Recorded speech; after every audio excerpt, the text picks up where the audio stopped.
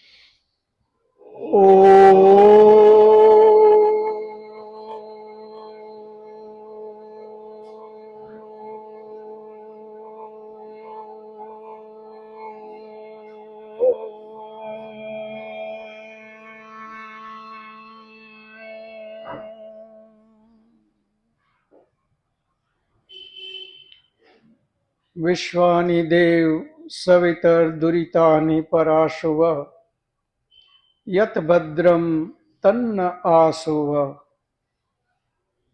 हे परम कृपाळु परमात्मा, हे दयाळु, તું મારી અંદર રહેલા દુર્ગુણ દુર્વ્યસન એને મારાથી કોશો દૂર કરી દે, અને હે દયાળુ, જેનાથી મારું કલ્યાણ થાય, જેનાથી મારી આત્મિક ઉન્નતિ થાય એવા સદગુણોથી તું મને ભરી દે। સૃષ્ટિ સંવત 1,96,53,125 વર્ષ, વિક્રમ સંવત 2081, પોષ વદ 12, તારીખ 26 જાન્યુઆરી 2025, વૈદિક મહાસભા દ્વારા આ 25મા સત્રમાં આપ બધા ભાઈઓ અને બહેનોનું હાર્દિક સ્વાગત છે। 24મી કક્ષામાં આપણે લોકોએ એક પરીક્ષા રાખેલી હતી। એ પરીક્ષામાં ટોટલ 80 માર્ક્સ યાની 80 ગુણ ટોટલ પરીક્ષાના હતા। એ પરીક્ષામાં કુલ 40 પરીક્ષાર્થીઓએ ભાગ લીધો। એટલે આજે આપણે બહુ આનંદ અને ખુશીની વાત તો એ છે કે આ પોસ્ટ ઉપર બેઠેલા ઉંમર બધું જ લખવાની પ્રેક્ટિસ ભૂલાઈ ગઈ હોય એવે વખતે પણ આપણે 40 વિદ્યાર્થીઓએ યાની 40 પરીક્ષાર્થીઓએ આ પરીક્ષામાં ભાગ લીધો। એ 40 પરીક્ષાર્થીઓ માટે એકબીજા તાળીઓ પાડીએ। બહુ સરસ, સારી વાત કહેવાય કે 40 લોકોએ ભાગ લીધો। અને એ 40 લોકોએ જે ભાગ લીધો એમાં મોટા ભાગના લોકો 80 માર્ક્સમાંથી આપણે 40 માર્ક્સ પાસિંગ માર્ક્સ છે, અને એ 80માંથી 40 માર્ક્સ અથવા તો એનાથી વધારે લેવાવાળા એની સંખ્યા જ મોટા ભાગની છે। એટલે મોટા ભાગના લોકો આમાં પાસ થયા છે। એટલે એ પણ બહુ સારી વાત છે કે ખૂબ જ સારી રીતે બધાએ પરીક્ષાઓ આપી।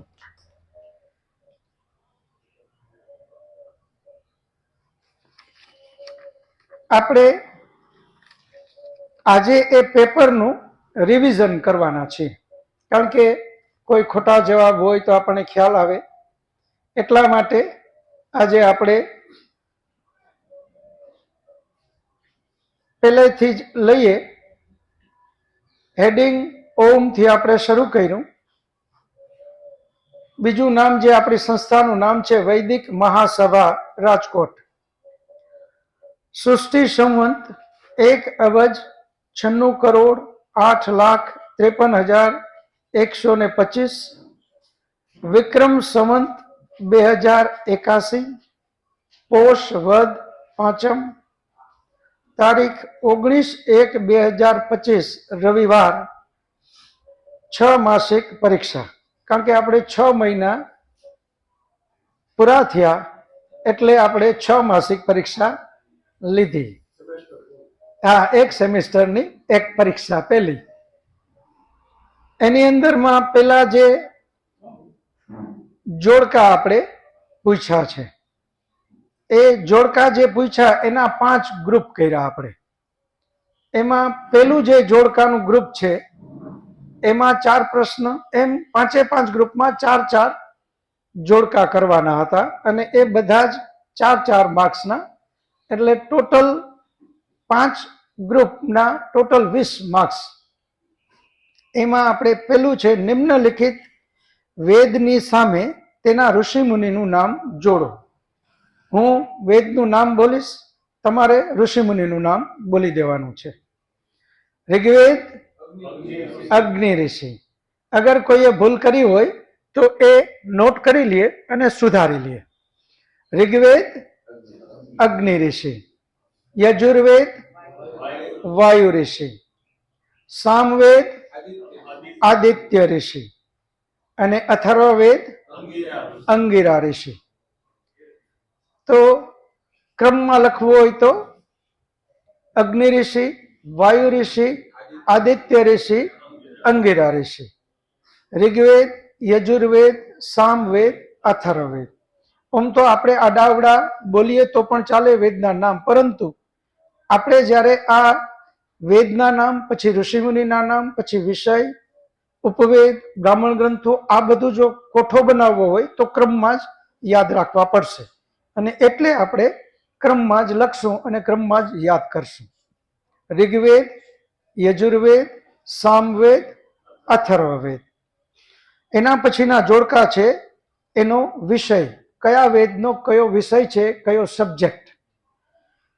તો ઋગ્વેદ જ્ઞાન, યજુર્વેદ કર્મ, સામવેદ ઉપાસના, અથર્વવેદ વિજ્ઞાન. તો જ્ઞાન, કર્મ, ઉપાસના, વિજ્ઞાન આ એમના વિષય થઈ ગયા. ત્યાર પછી આપણે આવે છે મંત્રોની સંખ્યા. કયા વેદમાં?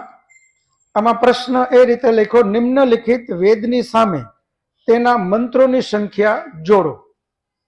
4 વેદ, ઋગ્વેદ, યજુર્વેદ, સામવેદ, અથર્વવેદ, એની સામે એના મંત્રોની સંખ્યા આપણે લખવાની. તો ઋગ્વેદ 10,552 મંત્રો, યજુર્વેદ 1975 મંત્રો, સામવેદ 1875 મંત્રો, અથર્વવેદ 5,977 મંત્રો. તો 10,552 મંત્રો, 1975 મંત્રો, 1875 મંત્રો અને 5,977 મંત્રો. આ ક્રમમાં આપણા વેદ અને એની સામે એના મંત્રોની સંખ્યા. એના પછી ચોથું જે જોડકા છે, નિમ્નલિખિત વેદની સામે તેના ઉપવેદ જોડો.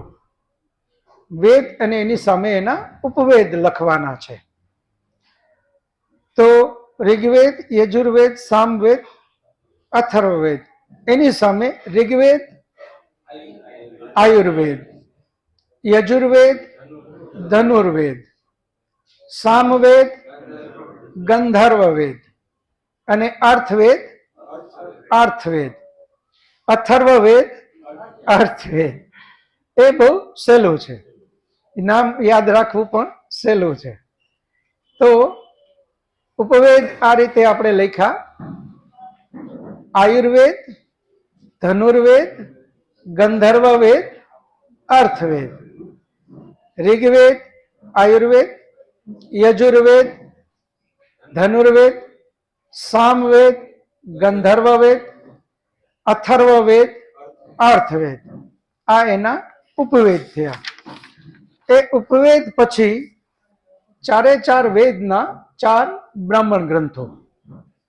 અહીંયા નાની એવી ચોખવટ કે આ જે બ્રાહ્મણ ગ્રંથ આપણે જે શબ્દ બોલીએ છીએ એ કોઈ જ્ઞાતિ વિશેષ શબ્દ નથી. અહીંયા ગુણ વિશેષ શબ્દ છે. જેનામાં એ ટાઈપના ગુણ હોય એને આપણે બ્રાહ્મણ કહીએ. તો બ્રહ્મમ જાનાતિ ઇતિ બ્રાહ્મણ, જેને પ્રકૃતિનું જ્ઞાન છે, જેને આત્મા વિશે ઘણું જ્ઞાન છે, જેને પરમાત્મા વિશે જ્ઞાન છે, એને આપણે બ્રાહ્મણ કહીએ છીએ. તો બ્રહ્મમ જાનાતિ ઇતિ બ્રાહ્મણ. અહીંયા જે બ્રાહ્મણ શબ્દ છે એ ગુણવાચક શબ્દ છે. તો 4 વેદ અને એના 4 બ્રાહ્મણ ગ્રંથો, ઋગ્વેદ, યજુર્વેદ, સામવેદ, અથર્વવેદ, આ ક્રમ એમને જાળવી રાખ્યો છે આપણે લખવામાં. એની સામે હવે આપણે એક એક બ્રાહ્મણ ગ્રંથ કરીએ. ઋગ્વેદ ઐતરીય બ્રાહ્મણ ગ્રંથ, યજુર્વેદ સતપથ બ્રાહ્મણ ગ્રંથ, સામવેદ તાંડેય બ્રાહ્મણ ગ્રંથ અને અથર્વવેદ ગોપથ બ્રાહ્મણ ગ્રંથ. આ આપણે 4 વેદ અને એના 4 બ્રાહ્મણ ગ્રંથો લખ્યા. ઐતરીય બ્રાહ્મણ ગ્રંથ, સતપથ બ્રાહ્મણ ગ્રંથ, તાંડેય બ્રાહ્મણ ગ્રંથ, ગોપથ બ્રાહ્મણ ગ્રંથ. આ 4 એના બ્રાહ્મણ ગ્રંથ થયા. એના પછી હવે આગળ જે પ્રશ્નો આવે છે પરીક્ષામાં, નિમ્નલિખિત ખાલી જગ્યાને આપેલ વિકલ્પોથી ભરો. જેમાં 10 ખાલી જગ્યા છે અને 10 નો એક માર્ક્સ, યાની 10 ટોટલ માર્ક્સ છે. એટલે આપણે આ ઉંમરે પણ પરીક્ષાઓ આપવાની છે. અને એમાં યશોદાબેને એક પરીક્ષા આપી એટલે હું તો અતિ ખુશ થયો કે બેન આટલી સરસ પરીક્ષા દીધી તો બેન બહુ મોટી વાત કહેવાય. એટલે આપણે હવે પરીક્ષાનું આગળનો વિભાગ છે ખાલી જગ્યા. યજુર્વેદના 40મા અધ્યાયને ખાલી જગ્યા કહે છે. કેન, કઠ, ઈશાવાસ્ય. એમાં ઈશાવાસ્ય ઉપનિષદ. આપણા 4 વેદમાં ઈશાવાસ્ય ભાઈ યજુર્વેદ જે છે, બીજો વેદ યજુર્વેદ, એનો 40મો અધ્યાય મનુષ્ય જીવન માટે ખૂબ જ ઉપયોગી છે. યજુર્વેદનો 40મો અધ્યાય મનુષ્ય જીવન માટે ખૂબ જ ઉપયોગી છે. એટલે આપણા ઋષિ મુનિઓએ એવું વિચાર્યું કે કદાચ બધું જ વાંચવાનો સમય ન હોય, માત્ર એક આ 40મો અધ્યાય અગર વાંચી લઈએ યજુર્વેદનો તો પણ મનુષ્ય જીવન માટે પર્યાપ્ત છે. એટલે એ 40મા અધ્યાયને અલગ કર્યો અને એનું નામ આપી દીધું ઈશાવાસ્ય ઉપનિષદ, અથવા તો શોર્ટમાં બોલે તો ઈશો ઉપનિષદ. 40મા અધ્યાયને ઈશાવાસ્ય ઉપનિષદ કહે છે અથવા તો ઈશો ઉપનિષદ. એ નામ એવું શું કામ રાખ્યું? તો 40મા અધ્યાયનો પહેલો જ જે મંત્ર છે એની શરૂઆત જ આ શબ્દોથી છે. એટલે એનું નામ ઈશાવાસ્ય રાખી દીધું. એની શરૂઆત કઈ રીતે? ઈશાવાસ્યમ ઇદમ સર્વમ યત ક્વિંચ જગત્યામ જગત તેન ત્યક્તેન ભુંજીથા મા ગૃદ કશ્યસ્વિદનમ. આ જે શબ્દ છે અને આ વેદનો પ્રાણ પણ છે. આ પેલા શબ્દો જે છે ઈશાવાસ્યમ ઇદમ સર્વમ. આ બાબત અગર બરાબર આપણે સમજી અને ખૂબ જ સારી રીતે ચિંતન મનન કરી અને એ પ્રમાણે આચરણમાં લઈએ તો જીવન સફળ થઈ જાય. એટલા માટે એ 40મા અધ્યાયને જુદો કર્યો અને એનું નામ રાખી દીધું ઈશાવાસ્ય ઉપનિષદ. તો પેલો જે ખાલી જગ્યા છે એનો જવાબ છે ઈશાવાસ્ય ઉપનિષદ. યજુર્વેદના 40મા અધ્યાયને ઈશાવાસ્ય ઉપનિષદ કહે છે. બીજો પ્રશ્ન છે યોગ દર્શનના રચયિતા ખાલી જગ્યા ઋષિ છે. પતંજલિ ઋષિ. અત્યારે તો પતંજલિ નામ બહુ પ્રખ્યાત છે. સ્વામી રામદેવજી મહારાજે યોગ માટે પતંજલિ ઋષિને ખૂબ બધાની સામે સારી રીતે મૂક્યા. એટલે યોગ દર્શનના રચયિતા કોણ? પતંજલિ ઋષિ. હવે અહીંયા એક ખાલી સમજવા માટે કે યોગ દર્શનના રચયિતા એનો અર્થ એ નથી કે યોગ વિદ્યાના રચયિતા સ્વામી મહર્ષિ પતંજલિ, એમ અહીંયા નથી કહેવા માંગતા. યોગ વિદ્યા તો અનાદિકાળથી ચાલતી આવે છે. યોગ વિદ્યા તો પરમપિતા પરમાત્માએ સૃષ્ટિની શરૂઆતમાં વેદોમાં લખેલી જ છે. પરંતુ એ ચારે ચાર વેદનું ગહન અધ્યયન કરી અને એમણે યોગ યાની સમાધિ માટે જે જે ઉપયોગી હતું એ અલગ કરી ને જે દર્શન શાસ્ત્ર બનાવ્યું એનું નામ છે યોગ દર્શન. અને એ દ્રષ્ટિએ તમારે એને રચયિતા સમજવાના છે. યોગ વિદ્યાના રચયિતા નહીં, યોગ દર્શનના રચયિતા. એ ગ્રંથના રચયિતા એ છે. પણ યોગ વિદ્યા અગર આપણે કહીએ તો એ તો પરમાત્માએ આપણને આપેલી છે. જી. તો યોગ દર્શનના રચયિતા પતંજલિ ઋષિ છે. ત્રીજો પ્રશ્ન, સાંખ્ય દર્શનના રચયિતા ખાલી જગ્યા ઋષિ છે. તો સાંખ્ય દર્શનના રચયિતા કપિલ ઋષિ છે. આ બધામાં રચયિતાનો અર્થ તમને જેમ યોગ દર્શનની વાત કરી પતંજલિ ઋષિ એ જ રીતે બધાનું સમજજો. સાંખ્ય એમના પણ રચયિતા, એનો અર્થ પણ આ જ સમજવો. તો સાંખ્ય દર્શનના રચયિતા કપિલ ઋષિ છે.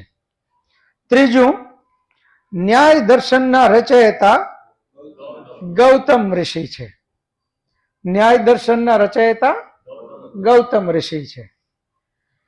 વૈશેષિક દર્શનના રચયિતા કણાદ ઋષિ છે. વૈશેષિક દર્શનના રચયિતા કણાદ ઋષિ છે. મીમાંસા દર્શનના રચયિતા જૈમિની ઋષિ છે. મીમાંસા દર્શનના રચયિતા જૈમિની ઋષિ છે. સાતમો પ્રશ્ન, વેદાંત દર્શનના રચયિતા વ્યાસ ઋષિ છે. વેદાંત દર્શનના રચયિતા વ્યાસ ઋષિ છે. આઠમો પ્રશ્ન, વેદાંત દર્શનનું બીજું નામ. ત્યાં આપણે લખેલા ત્રણ જે ઓપ્શન છે એમાં મીમાંસા, પૂર્વ મીમાંસા કે ઉત્તર મીમાંસા. તો ઉત્તર મીમાંસા આવશે. વેદાંત દર્શનનું બીજું નામ ઉત્તર મીમાંસા. મીમાંસા દર્શનને પૂર્વ મીમાંસા કહે છે અને વેદાંત દર્શનને ઉત્તર મીમાંસા કહે છે. એટલે વેદાંત દર્શનનું બીજું નામ છે ઉત્તર મીમાંસા. ત્યાર પછી નવમો પ્રશ્ન, ઉત્તર મીમાંસાનું ખાલી જગ્યા કહે છે. ઉત્તર મીમાંસાને મીમાંસા કહે છે, બ્રહ્મસૂત્ર કહે છે કે પૂર્વ મીમાંસા કહે છે? ભાઈ નહીં. હા, ઉત્તર મીમાંસાને ખાલી જગ્યા કહે છે. મીમાંસા, બ્રહ્મસૂત્ર અથવા પૂર્વ મીમાંસા. તો ઉત્તર મીમાંસાને બ્રહ્મસૂત્ર કહે છે. એનો અર્થ એ થયો કે દર્શન શાસ્ત્રના કુલ 3 નામ થયા. જે વેદાંત દર્શન છે એના 3 નામ. એક વેદાંત દર્શન, બીજું ઉત્તર મીમાંસા અને ત્રીજું બ્રહ્મસૂત્ર. તો વેદાંત દર્શનને આપણે 3 નામથી ઓળખીએ છીએ. પહેલું વેદાંત દર્શન, બીજું ઉત્તર મીમાંસા અને ત્રીજું બ્રહ્મસૂત્ર. તો આ રીતે ઉત્તર મીમાંસાને બ્રહ્મસૂત્ર પણ કહે છે. 10મું ખાલી જગ્યા, મનુષ્ય શરીરને ખાલી જગ્યામાંથી બનેલું છે. મનુષ્ય શરીર 5 જ્ઞાનેન્દ્રિય, 5 કર્મેન્દ્રિય અથવા 5 મહાભૂતમાંથી બન્યું. તો એ મનુષ્ય શરીર શેમાંથી બન્યું? 5 મહાભૂતમાંથી બન્યું છે. મનુષ્ય શરીર 5 મહાભૂતમાંથી બન્યું છે. એ 5 મહાભૂતના નામ કોને આવડે છે? જી, અગ્નિ, જલ, વાયુ, આકાશ અને પૃથ્વી. આ 5 મહાભૂત. આપણે જે પાણી પીએ છે એને કયું મહાભૂત કહેવાય? બિલકુલ ખોટું.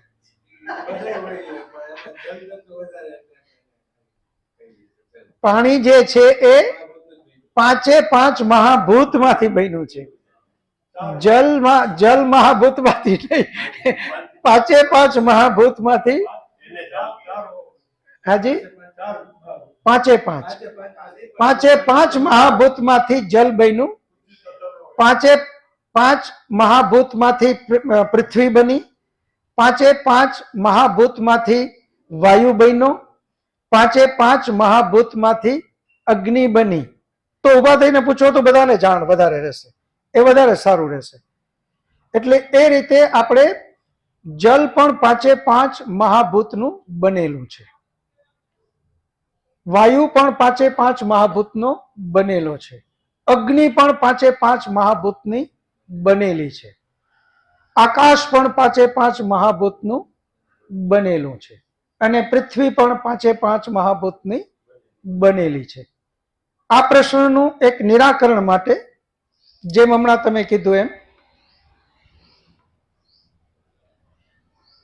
અગ્નિ છે, તો અગ્નિની અંદરમાં આપણે પ્રશ્ન થાય કે એમાં જલ ક્યાં છે?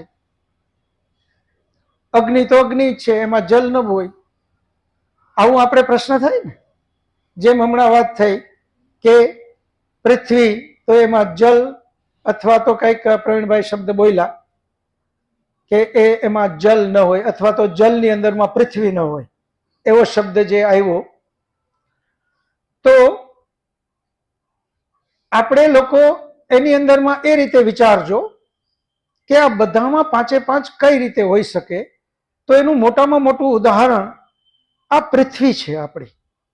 આ પૃથ્વીની શરૂઆત કઈ રીતે થઈ?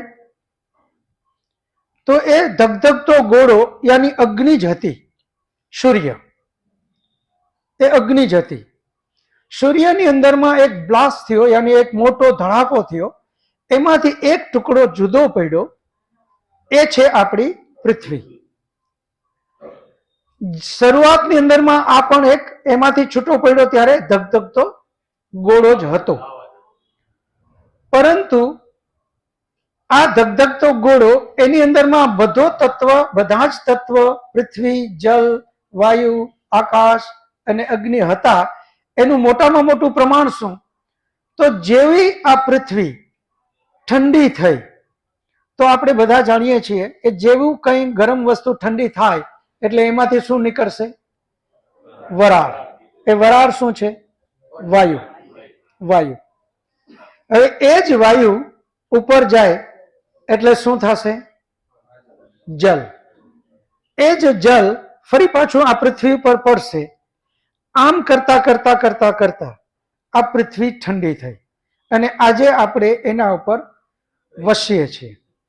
આ અગ્નિમાંથી જ પૃથ્વી બની, એટલે આમાં પૃથ્વીનું તત્વ છે, વાયુનું તત્વ છે, જલ તત્વ પણ છે, મહાભૂત છે, અને આકાશ મહાભૂત પણ છે.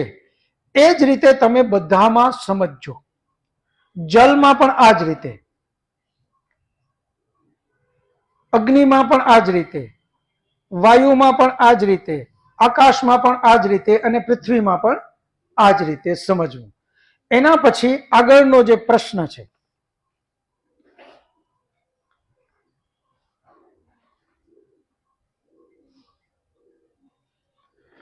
પ્રકૃતિ કેટલા તત્વોની બનેલી છે અને એના નામ શું? એ આપણે 3 તત્વ. કયા કયા? સત્વ, રજ અને તમ. હવે અહીંયા આપણે ભૂલ શું કરી છે બધાએ, ઘણા લોકોએ? પ્રકૃતિને આ નરી આંખે જે જોઈએ છે ને, સામાન્ય રીતે આપણે એને પ્રકૃતિ શબ્દ વાપરતા હોઈએ છીએ, એટલે એના માટે લખ્યું. જવાબમાં એ લખ્યું છે કે પ્રકૃતિ એટલે ઝાડ ને મનુષ્ય ને બધા શરીરો ને આ બધું આપણે લખ્યું. પરંતુ જ્યારે દાર્શનિક ભાષામાં આપણે લખીએ, વૈદિક દ્રષ્ટિએ, તો પ્રકૃતિને આપણે 3 તત્વની બનેલી લખવી જોઈએ. અને એ 3 તત્વના નામ શું? સત્વગુણ, રજોગુણ અને તમોગુણ, જેને આપણે એક શબ્દમાં પ્રકૃતિ કહીએ છીએ, અને જે નિત્ય છે. વેદની દ્રષ્ટિએ એને નિત્ય કીધી છે.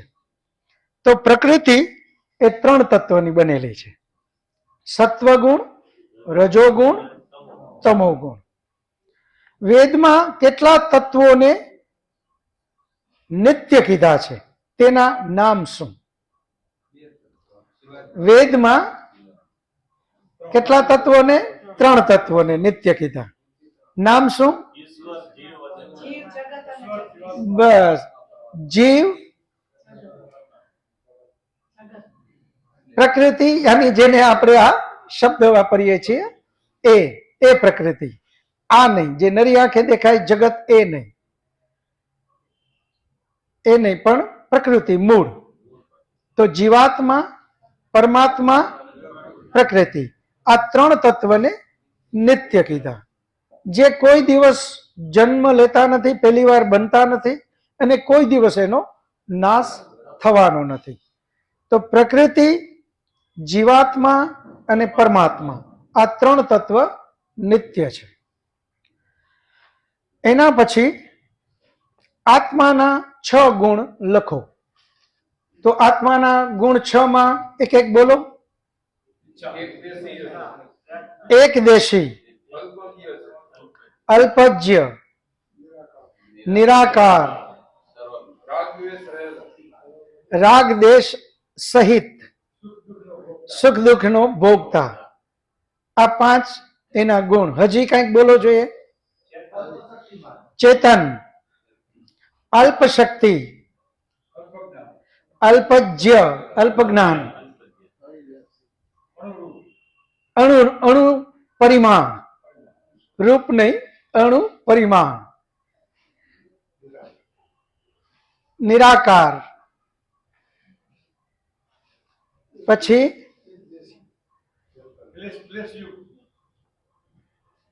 જે નિરાકાર છે એટલે જગ્યા રોકતો નથી, એટલે જ નિરાકાર છે. એ જ રીતે જન્મ, હા, શરીર ધારણ કરે છે, આ એનો ગુણ. આત્મા શરીર ધારણ કરે છે. એના પછીનો ચોથો પ્રશ્ન છે, વેદમાં જળ કોને કીધું? વેદની અંદરમાં જે 3 તત્વને નિત્ય કીધા, એમાં જળ કોને કીધું? પ્રકૃતિ. 3 તત્વ આપણે નિત્ય કીધા વેદમાં: પ્રકૃતિ, જીવાત્મા અને પરમાત્મા. એમાં જળ કોને કીધું? ઓનલી પ્રકૃતિને. તો પ્રકૃતિ જે છે એ જળ છે. હવે એના જળના 5 ગુણ લખો. તો બહુ સહેલું છે. હમણાં જ આપણે ચેતન વિશેની વાત કરી. આત્માના 6 ગુણ. આત્મા ચેતન છે, તો એના જે ગુણ લખ્યા એનાથી ઉલટું લખી નાખવાનું. જે ચેતન નથી એ જળ છે. તો જળના 5 ગુણ આપણે કયા કયા લખશું? પેલું તો 3 પરમાત્મા, જીવાત્મા અને પ્રકૃતિના ગુણ સમાન છે. એ કયું? નિત્ય છે. એટલે પેલો ગુણ નિત્ય લખી નાખશું. પરમાત્મા એ નિત્ય છે, જીવાત્મા પણ નિત્ય છે, અને પ્રકૃતિ પણ નિત્ય છે. તો પેલો ગુણ છે નિત્ય છે. બીજું, સુખ દુઃખનો અનુભવ નથી. જીવાત્મા ને સુખ દુઃખનો અનુભવ છે, તો પ્રકૃતિને નથી. પછી બીજું, રાગ દ્વેષ નથી, કારણ કે એને સુખ દુઃખ જ નથી, તો રાગ દ્વેષ ક્યાંથી હોય? કારણ કે જળ છે. ચોથું, પ્રવીણભાઈ કીધું એમ સત્તાત્મક છે, એની સત્તા છે. સત્તા ત્રણેયની અલગ અલગ છે. પરમાત્માની એ સત્તા છે, જીવાત્માની એ સત્તા છે, અને પ્રકૃતિની પણ સત્તા છે. આપણે કેમ સત ચિત આનંદ કહીએ, પરમાત્માની એક સત્તા છે, જીવાત્માની પણ અલગ સત્તા છે, અને પ્રકૃતિની એની પણ અલગ સત્તા છે. આપણે એને એમ ન કહી શકાય જે આપણે અમુક જગ્યાએ શબ્દ વાપરીએ કે આ ખરેખર કાંઈ છે જ નહીં, આ તો માયા છે એટલે આપણે લાગે છે, હકીકતમાં આવું કંઈ નથી, એમ આપણે શબ્દ સાંભળ્યા છે, પરંતુ એ વૈદિક દ્રષ્ટિએ વ્યાજબી નથી. એની સત્તા છે, જે આપણે ક્યાંક માથું ભટકાઈને લાગે એને એમ કેમ કેવું કે ના કંઈ નથી એટલે વેદ એમ કહે છે કે નહીં એની સત્તા છે એટલે તો લાગે છે. આપણે મારે ત્યાં ઓફિસમાં આવીને આમ પાછા આમ જવા જાય ને તો હું બધાને કહું કે ભાઈ જોજો ત્યાં એસીમાં માથું ભટકાય નહીં, કારણ કે એની સત્તા છે, ન હોય તો ભટકાવવું જ ના જોઈએ. એની સત્તા છે એટલે આપણે માથાનું ધ્યાન રાખવાનું છે. તો જળની સત્તા છે, અને એ જ રીતે આપણે આત્માની જે ગુણ છે એનાથી ઉલટું બધા લખી શકીએ. એના પછી વેદમાં ચેતન કોને કીધું? તો વેદમાં ચેતન કોને કીધું? જીવાત્મા અને પરમાત્મા. હવે અહીંયા ઘણા જવાબ એવા આવ્યા જેમાં ભૂલ છે. એ લોકોએ ખાલી ચેતન માટે એક જ ગુણ લખીને મૂકી દીધા, જ્યારે ચેતન બે તત્વ છે, એક જીવાત્મા ચેતન છે અને બીજો પરમાત્મા ચેતન છે. તો જીવાત્માના ગુણ લખવા જોઈએ અને પછી પરમાત્માના ગુણ લખવા જોઈએ, કેમ કે જીવાત્મા બે છે અને બેયની સત્તા અલગ અલગ છે, એટલે આપણે બે અલગ અલગ એના ગુણ લખવા જોઈએ. તો આગળ ભવિષ્યમાં પાછી આ પરીક્ષા લઈએ ત્યારે ખાસ કાળજી લેજો, અહીંયા એક ચેતન માટેની વાત નથી, કારણ કે વેદમાં બે ચેતન કીધા. તો જીવાત્માના ગુણ લખવા જોઈએ, નિત્ય, નિરાકાર, રાગ દ્વેષ સહિત, દુઃખ સુખ સહિત, આ બધું આમાં સહિત આવશે. અલ્પ શક્તિ, અલ્પ જ્ઞાની, એકદેશી, આ બધા જીવાત્માના આવશે. જ્યારે પરમાત્મા નિત્ય, સર્વશક્તિમાન, સર્વજ્ઞ, સર્વત્ર, ન્યાયકારી, આ બધા ગુણ જે છે એ બધા એમાં આવશે. અનંત, અવિનાશી, અજન્મા, શરીર ધારણ કરતો નથી એટલે અકાઈ. વેદનો જે મંત્ર છે, આપણે જે 40મો અધ્યાય કીધો એ 40મો યજુર્વેદના 40મા અધ્યાયનો 8મો મંત્ર, અને જેને આપણે ઈશાવાસ્ય ઉપનિષદ કહીએ, એ ઈશાવાસ્ય ઉપનિષદનો 8મો મંત્ર, સપર્યગાત શુક્રમ અકાયમ અવ્રણમ અશ્નાવિરમ શુદ્ધમ અપાપ વિદ્યમ. એ અકાયમ શબ્દ પણ પરમાત્માએ પોતાના માટે કીધો કે હું અકાયી છું, હું શરીર વગરનો છું, હું શરીર લેતો નથી. તો એ બધા પરમાત્માના ગુણ આવશે. તો આત્માના ગુણ અને પરમાત્માના ગુણ બંને અહીંયા લખવાના હતા. હવે આવશે આગળ, નિમ્નલિખિત પ્રશ્નોના વિસ્તારથી જવાબ લખો.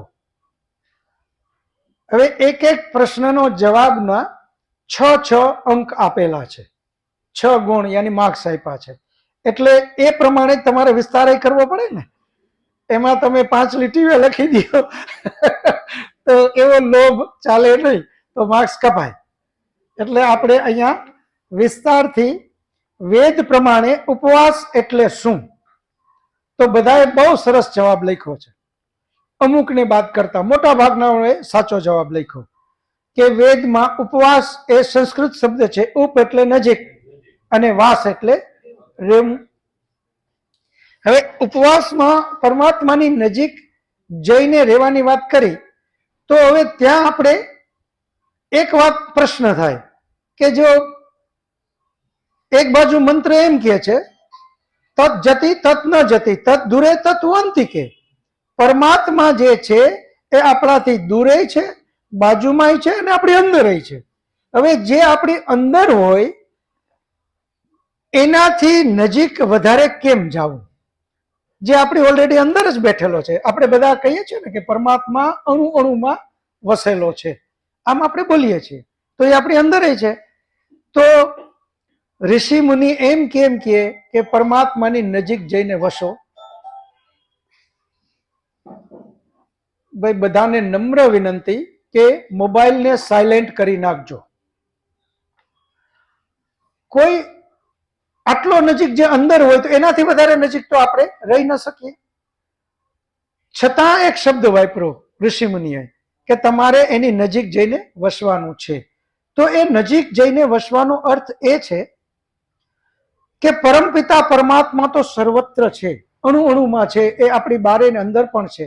પરંતુ આપણે એમ ક્યાં માનીએ છીએ? આપણે તો એમ માનીએ છીએ કે આપણે કોઈ જોતું જ નથી અને પાપ ઉપર પાપ કરતા જ જઈએ, કરતા જ જઈએ. એટલે ઋષિ મુનિએ એવું કહેવું પડ્યું કે હે મનુષ્ય, તું વિચાર કર કે પરમાત્મા તારા બધા જ કર્મોને જોવે છે. એનાથી કોઈ વસ્તુ છુપી રહેતી નથી. એ દરેક જગ્યાએ છે, અણુ અણુમાં છે, તારી અંદર બેઠો બેઠો તારો બધો જ હિસાબ રાખે. તું કેમ ભૂલી જા છો કે પરમાત્મા તને જોતો નથી? મહિનામાં એક દિવસ એવો નક્કી કર કે આજે તો પરમાત્મા તો મારી સાથે છે, પણ હું પણ એમ માનીને કર્મ કરીશ કે પરમાત્મા મારી સાથે છે. જ્યાં મારી ડ્યુટી છે બિલકુલ નિષ્ઠાથી નિભાવીશ. ઓફિસનો સમય 10 નો તો હું 9:45 હાજર થઈ જઈશ, કોઈ જાતની અપેક્ષા વગર. તે દિવસે હું લાંચ નહીં લઉં. કોઈ મને પૈસા દેવાની ટ્રાય કરે તો હું હાથ જોડીશ કે નહીં ભાઈ, આજ મારો ઈશ્વર મારી સાથે છે, આજ મારે ઉપવાસ છે, એ બધું જ જોવે છે. આજે હું આ પાપ નહીં કરું. ઘરની અંદરમાં કોઈ વાત એવી આવે એકબીજાથી દૂરી થાય એવી, એકબીજાથી ઈર્ષા થાય એવી, આવું કંઈ ન કરીએ. ઘરમાં ખૂબ શાંતિ રહે, ખૂબ પ્રેમ રહે, આવું વાતાવરણ બનાવીએ. અને એવી વાત કોઈ આવે તો હાથ જોડી જાય કે નહીં, આજે મારે આવી વાત સાંભળવી નથી, આજે મારે ઉપવાસ છે. ગુસ્સો આવે તરત જ બ્રેક કરીએ કે નહીં, આજે મારે ઉપવાસ છે, આજે મારે ગુસ્સો કરવાનો નથી, કોઈ સાથે ઝઘડો કરવાનો નથી, કોઈને પણ આપણે એવા શબ્દો કહેવાના નથી કે જેનાથી એ આહત થાય, દુખી થાય. નહીં. આજે જે યથાશક્તિ પરમાત્માએ આપણને આપી એનો પૂર્ણ સદુપયોગ કરી અને આખો દિવસ આપણે વિતાવવાનો છે. બીજાને મદદ કરવાની છે. મદદ પણ કરીએ તો કઈ રીતે? જેને મદદ કરી એની પાસેથી અપેક્ષા નહીં.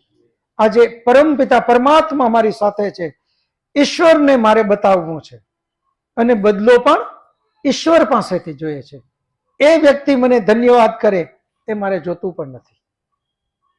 આમ આખો દિવસ જ્યારે વ્યતીત કરે એનું નામ છે ઉપવાસ. અને આના માટે આપણે ઘણા બધા ઉદાહરણ આપવાના છે. ઘરમાં કેમ રહેવું, બીજા લોકો સાથે કેમ રહેવું, ઓફિસમાં કેમ રહેવું, વેપારમાં કેમ રહેવું, ઇન્ડસ્ટ્રીઝમાં કેમ રહેવું. જ્યાં જ્યાં આપણે ભૂલ કરીએ કે ચોરી કરતા હોઈએ, ભેળસેળ કરતા હોઈએ, આજે હું બિલકુલ એ નહીં કરું પાપ, કારણ કે મારો પરમાત્મા જોવે છે. ઉપ એટલે નજીક, વાસ એટલે વસવું. એ ઉપવાસ છે આપણો. હા, તે દિવસે આપણે ઓછું ખાઈએ અથવા તો આવું બધું કરીએ, એ શરીર માટે ખૂબ સારું છે. મન ઉપર સંયમ રહે એના માટે એ જરૂરી છે. પરંતુ માત્ર ત્યાં અટકી ન જઈએ. એનાથી એક સ્ટેપ આગળ આપણે સાચા અર્થમાં ઉપવાસને આપણા જીવનમાં આચરણમાં લેવાનો છે. અને જ્યારે ઉપવાસને આચરણમાં લેશું સાચા અર્થમાં, ત્યારે જ આપણે ઉપાસના સારી રીતે કરી શકશું. પરમાત્માની સામે આંખ બંધ કરી અને જ્યારે ઉપાસનામાં બેસશું ત્યારે આપણે દિવસ દરમિયાન જે કરેલા કર્મો છે એ રીલ, એ પિક્ચર આપણે અંદર આપણી નજરમાં આવશે. અને જો ખરાબ કંઈ કર્યું હશે તો ઉપાસના કરી નહીં શકીએ. એટલા માટે ઉપવાસ પવિત્રતાથી એક દિવસ વ્યતીત કરી ને ઉપાસનામાં બેસીએ તો ખૂબ આનંદ આવશે. જેવો સારો દિવસ ગયો એવી જ ઉપાસના ખૂબ સારી થશે. અને જેની ઉપાસના એક દિવસનો ઉપવાસ, ઉપાસના સારી, મહિનામાં 2 દિવસ, મહિનામાં 3, મહિનામાં 4, એમ કરતા કરતા અઠવાડિયામાં 2, 3, 4 અને એમ કરતા કરતા બધા જ દિવસોએ જ્યારે પવિત્રતા સુધી પહોંચશું ત્યારે આપણે ઉપનિષદ, ઉપવાસ, ઉપાસના, ઉપનિષદ. ઉપ એટલે નજીક, ની એટલે નિતરામ અને શદ એટલે એની સાથે રહેવું. પરમપિતા પરમાત્માની સાથે સતત જ્યારે 24 કલાક અને 365 દિવસનો આનંદ જ્યારે લેવાની વાત આવે એ છે ઉપનિષદ. તો ઉપવાસ આપણે ખૂબ સારી રીતે કરવો, એ અર્થમાં ખૂબ લાંબુ આપણે અહીંયા લખવાનું છે. તો એ પ્રમાણે બધા આપણે બહુ સારી રીતે લખશું. એના પછી આવે છે આત્મા પરમાત્માનો અંશ છે નથી, એમાં હાથ ઊંચો કરો. છે એમાં હાથ ઊંચો કરો. અંશ છે, આત્મા પરમાત્માનો અંશ છે. ભરતભાઈ, તમે વેદ અભ્યાસુ છો એટલે તમારી પાસે અપેક્ષા પણ વધારે છે. આત્મા અને પરમાત્માનો હમણાં જ આપણે ગુણ લખ્યા. આ જો પ્રશ્નો એકબીજાના પૂરક છે. થોડુંક ચિંતન કરી અને થોડુંક જો વિચારીને લખીએ તો આમાંથી ને આમાંથી એના જવાબો પાછા આવી જાય છે. અહીંયા આપણે લખ્યું વેદમાં ચેતન કોને કીધું? તો વેદમાં 2 ચેતન, એક આત્મા એના ગુણ લખો અને બીજો પરમાત્મા એના ગુણ લખો. 2 અલગ અલગ થયા. બીજું, વેદ ત્રૈતવાદને માને છે. એક પરમાત્મા અલગ સત્તા, બીજું અનેક જીવાત્માઓ એની અલગ સત્તા, અને ત્રીજું પ્રકૃતિ એની અલગ સત્તા. આ વસ્તુ આગળ આપણે વિચારીને લખી ગયા. હવે અહીંયા જ્યારે પૂછે છે આત્મા પરમાત્માનો અંશ છે, હવે અહીંયા અંશ શબ્દ ઉપર વજન આપ્યો છે. તો આપણે વિચાર કરો, અંશ આપણે કોને કહીએ? અંશ કોને કહીએ બેન?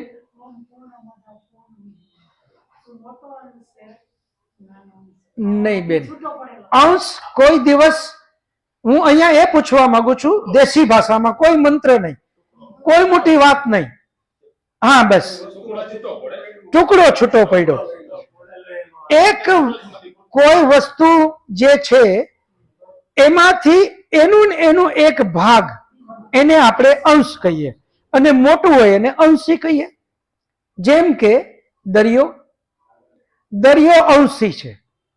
એ દરિયાની અંદરમાં કેટલા તત્વો રહેલા છે, કયા કયા ગુણધર્મો છે એ ચેક કરવા છે તો આખો દરિયો લેબોરેટરીમાં લઈ જવાની જરૂર નહીં. એમાંથી માત્ર 2 ડ્રોપ લઈ અને આપણે લેબોરેટરીમાં ચેક કરીએ એટલે જેટલા દરિયાના પાણીમાં છે એ બધા જ ગુણ આ 2 ડ્રોપમાં હોય તો જ એનો અંશ કહી શકાય. અંશ અને અંશીમાં કોઈ દિવસ ગુણધર્મ અલગ અલગ હોઈ શકે નહીં. અંશમાં જે ગુણ છે એ બધા જ અંશીમાં છે, અને અંશીમાં જે ગુણ છે એ બધા જ અંશમાં છે. જેમ કે કમલભાઈના શરીરમાંથી એના લોહીમાં કયા કયા તત્વ છે એ ચેક કરવા છે તો આપણે શું કરશું?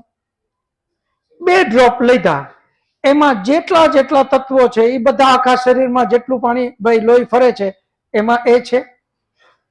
હવે એવું ક્યારે કરી શકાય કે એક વ્યક્તિના લોહીમાં શું છે ને બીજાના લોહીમાંથી કાઢીને આપણે ચેક કરી લઈએ તો એનું ખબર પડી જાય? એ શું કામ ન પડે? અંશ અને અંશીનો ભેદ છે, ફરક છે. અંશ અને અંશી ફરક હોય તો કોઈ દિવસ એના ગુણધર્મ એક હોય નહીં. અલગ ગુણધર્મ છે એનો મતલબ એ બંને એક નથી. દરિયાના પાણીને ચેક કરવું ને આ પાણીને આપણે ચેક કરીને કહીએ કે દરિયામાં આટલા તત્વ છે તો સાચું પડે નહીં, કારણ કે આ પાણી અને એ પાણી બંને જુદા છે, એટલે બંને જુદા જ ગુણધર્મ વાળા હોય. તો હવે આપણે આત્માના ગુણ અને પરમાત્માના ગુણ આપણે અલગ અલગ લખ્યા. આત્મા એક દેશી છે, પરમાત્મા સર્વત્ર છે. આત્મા અલ્પજ્ય છે, જ્ઞાન એને લેવું પડે છે. આપણે એટલા માટે જ આપણે બધા અહીંયા આવ્યા છીએ. જો આત્મા સર્વજ્ય યાની જ્ઞાનમાં સર્વોપરી પરમાત્માની જેમ જ હોય, એમાંથી જુદો પડ્યો હોત તો એ સર્વજ્ય હોત. તો અહીંયા જ્ઞાન લેવા આપણે એકબીજાએ ચિંતન કરવા આવવાની જરૂર જ નહોતી. પરંતુ આત્મા અલ્પજ્ય છે, જ્યારે પરમાત્મા સર્વજ્ય છે. અને એના ઉદાહરણ તમે જુઓ, અલ્પજ્ય અને સર્વજ્યના. આપણે કોઈ પણ વસ્તુ બનાવીએ, એક માની લ્યો કે મોબાઈલ, આને આપણે ફાઇનલ મોડેલ કોઈ દિવસ નહીં કહી શકીએ કે હવે આ દુનિયામાં આનાથી સારું મોડેલ બને જ નહીં. આવું કહી શકીએ આપણે? શું કામે? આપણે અલ્પ જ્ઞાન વાળા છીએ. અત્યારે આપણી પાસે જેટલું જ્ઞાન હતું એમાં વાપરી નાખ્યું અને એક સારામાં સારું મોડેલ બનાવ્યું. એને જોઈને ફરી પાછું બીજું આપણામાં જ્ઞાન આવશે અથવા કોઈને આવશે, એ હજી એમાં સારું મોડેલ કરી અને વળી પાછું નવું બનાવશે. એ બનતા રહેશે. પરંતુ પરમાત્મા સર્વજ્ય હોવાથી એના મોડેલને કોઈ દિવસ ફેરફાર કરી શકાશે નહીં, કારણ કે એ સર્વજ્ય છે. એ સર્વજ્ય હોવાથી એને જે જ્ઞાન છે એ ફાઇનલ છે. જો એને સુધારો કરવો પડે ને તો એ સર્વજ્ય ન ગણાય. તો જો સર્વજ્ય ન હોય તો જ સુધારો કરવો પડે. સર્વજ્યને સુધારાની જરૂર નહીં, કારણ કે ફાઇનલ મોડેલ, કારણ કે સર્વજ્ય છે. તો પરમાત્માએ જે નિયમો આપ્યા, એ નિયમોની ચકાસણી કરવી હોય તો આપણા આજના ગ્રંથોમાંથી આપણે એને પ્રમાણભૂત નહીં માનીએ. એના માટે આપણે જૂના છેક વેદ સુધી જાશું અને વેદમાં આ પ્રમાણ છે તો એ ફાઇનલ, તો એને પ્રમાણભૂત ગણશું. જ્યારે આજના સાયન્સની વાત હોય, મનુષ્યએ જે ડિસ્કવરી કરી છે, જે શોધ કરી, એના માટે જૂનાને નહીં ગણીએ આપણે ફાઇનલ. અત્યારનું સાયન્સ શું કહે છે તો એ ફાઇનલ, કારણ કે આપણે અલ્પજ્ય છીએ. એટલે અત્યારે એમાં જ્ઞાન વધતું ગયું અને જે ફાઇનલ છે એને આપણે પ્રમાણ કહીએ છીએ. જ્યારે પરમાત્માની વાત આવે, ગ્રંથોની વાત આવે, તો લેટેસ્ટને આપણે માન્ય નહીં ગણીએ, એમાં આપણે જૂનાને માન્ય ગણીએ છીએ. કારણ કે એ સર્વશક્તિમાન, સર્વજ્ય, સર્વત્ર, એટલા માટે આપણે એને માનીએ છીએ. તો આપણે પરમપિતા પરમાત્મા એના ગુણ જુદા છે, આત્મા એના ગુણ પણ જુદા છે. જ્યાં જુદા ગુણ આવ્યા તો અંશ અને અંશી એ બંને અલગ છે, એમ જ કહેવું પડશે. આત્મા પરમાત્માનો અંશ નથી. છે નહીં ભરતભાઈ? નથી. આત્મા પરમાત્માનો અંશ નથી.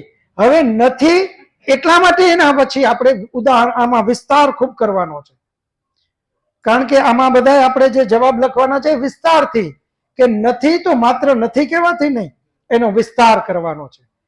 એ વિસ્તારમાં શું શું આવશે? આ બધા જ ઉદાહરણ.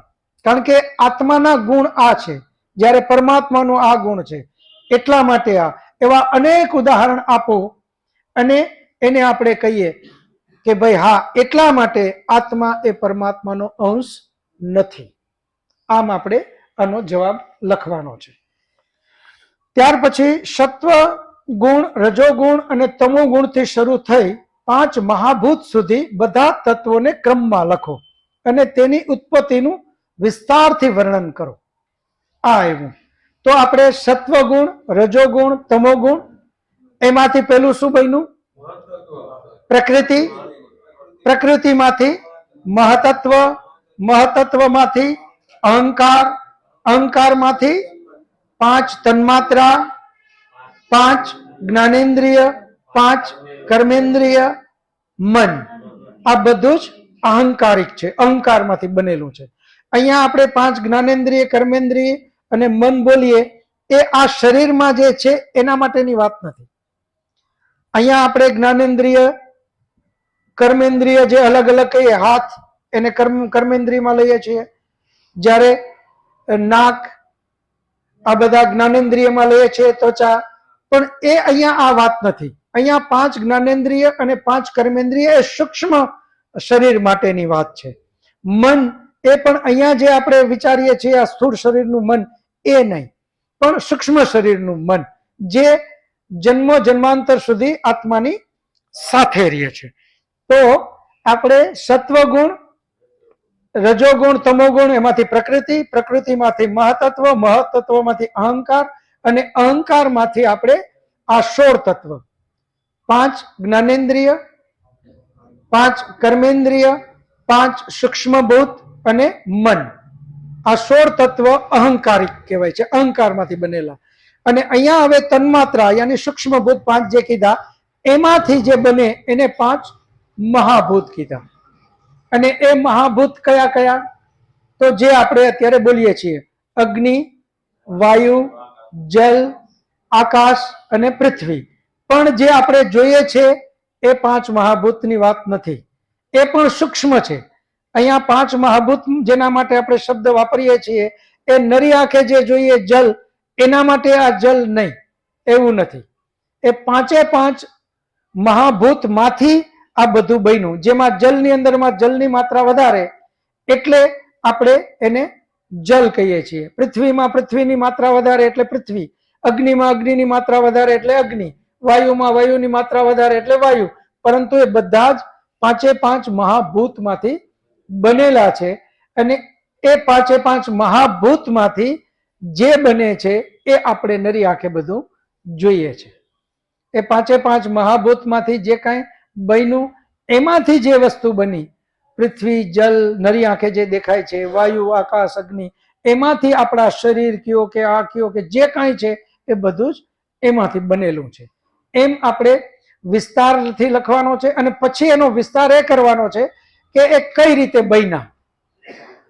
તો કઈ રીતે બન્યા એની અંદરમાં આપણે લખવાનું છે કે એક ઢગલો છે સત્વગુણનો, એક રજોગુણનો અને એક તમોગુણનો. હવે એમાંથી આપણે કર્યું કઈ રીતે પરમાત્માએ? તો ઈચ્છા માત્રથી. ઈચ્છા માત્રથી કઈ રીતે? તો કે થોડાક તત્વ સત્વમાંથી, થોડાક રજમાંથી ને થોડાક તમમાંથી લીધા. બધાને ભેગા નથી કરી નાખ્યા, થોડા થોડા લીધા. અને એમાંથી પ્રકૃતિ, અને પ્રકૃતિમાંથી વળી પાછો એક ટુકડો જુદો કરી અને પેલું જે બનાવ્યું મહતત્વ, એ મહતત્વ કઈ રીતે બનાવ્યું?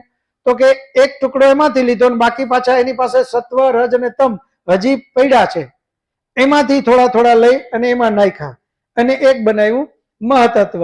હવે મહતત્વમાંથી વળી પાછો એક ટુકડો જુદો લીધો અને સત્વ, રજ, તમ આ બધું જ હજી એની પાસે પડ્યું, એમાંથી એ બધું નાખ્યું અને વળી પાછું મિક્સ કર્યું એટલે અહંકાર બન્યો.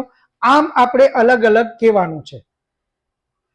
અને એ એટલા માટે હજી ઢગલા અલગ રાખવા પડે.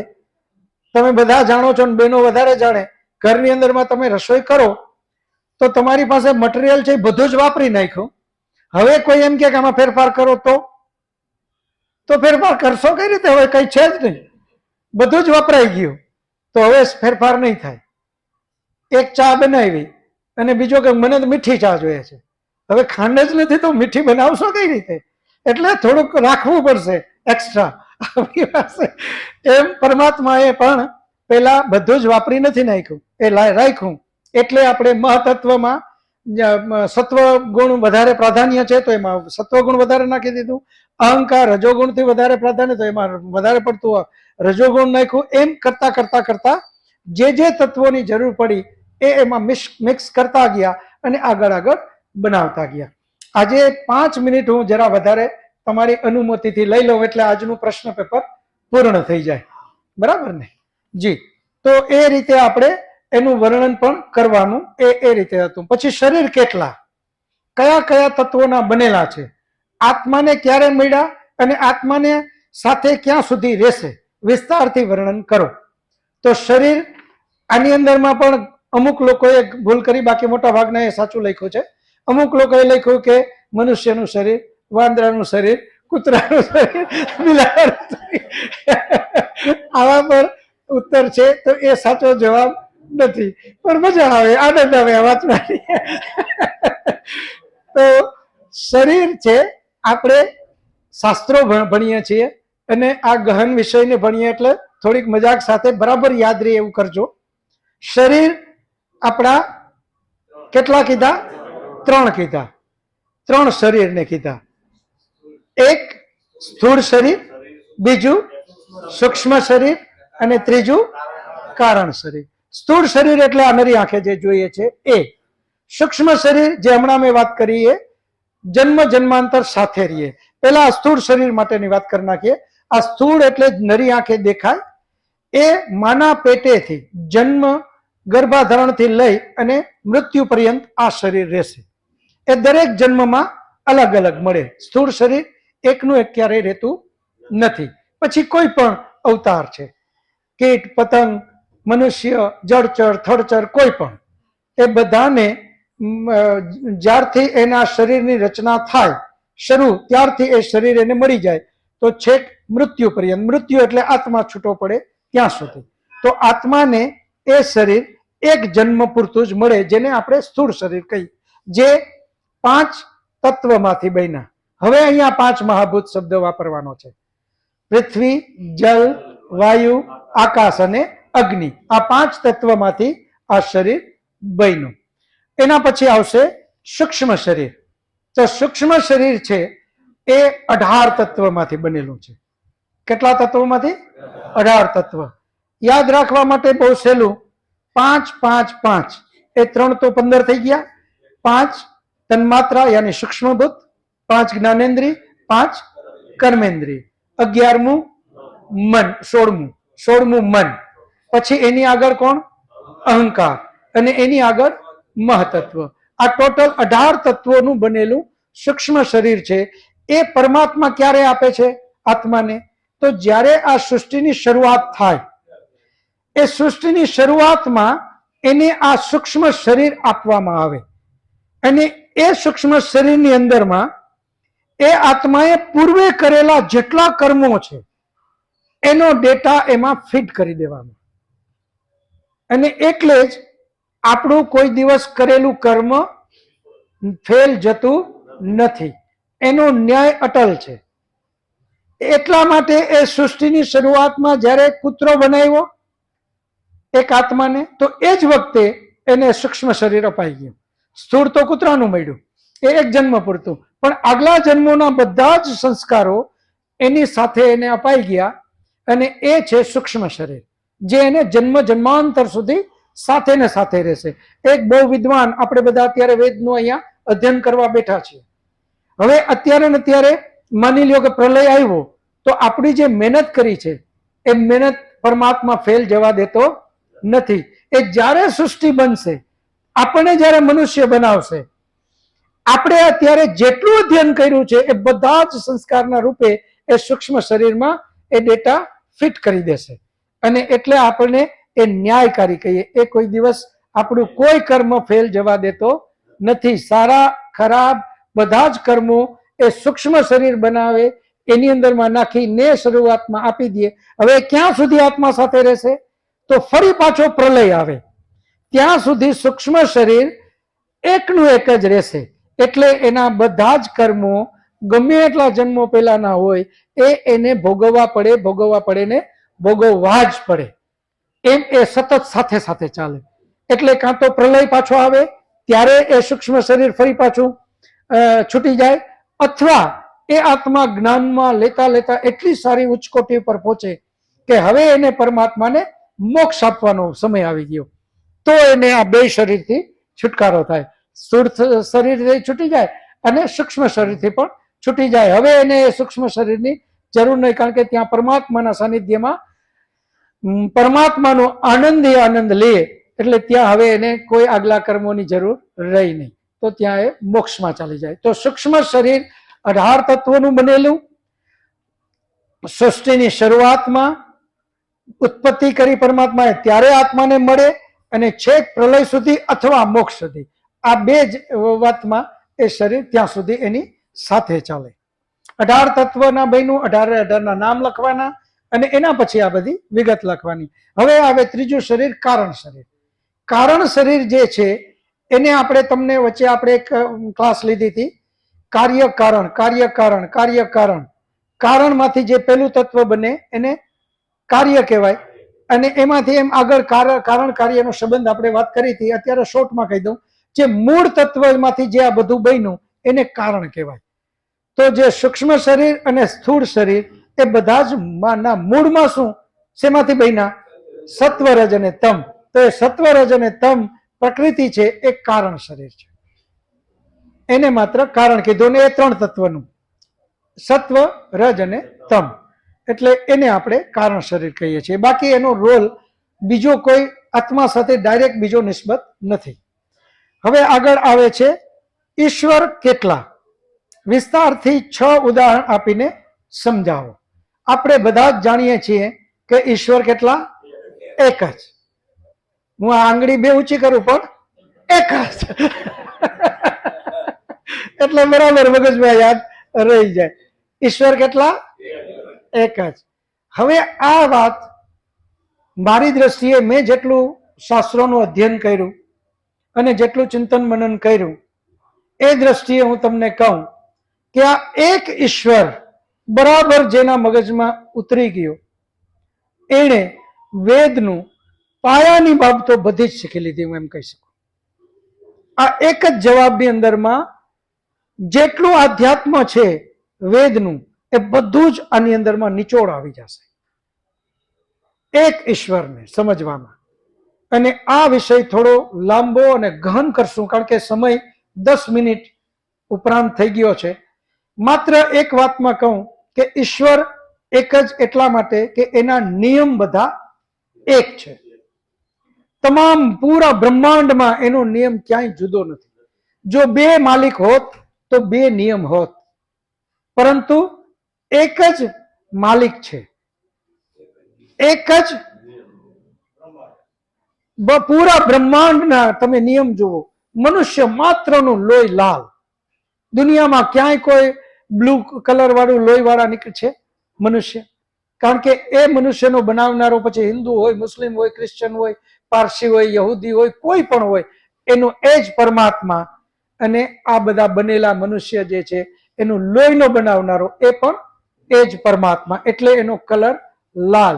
સૂર્ય, એ સૂર્યનો બનાવનારો એ જ પરમપિતા પરમાત્મા અને એ સૂર્યની અંદરમાં ધગધગતો ગોળો અગ્નિ નાખનારો એ પણ એ જ પરમાત્મા.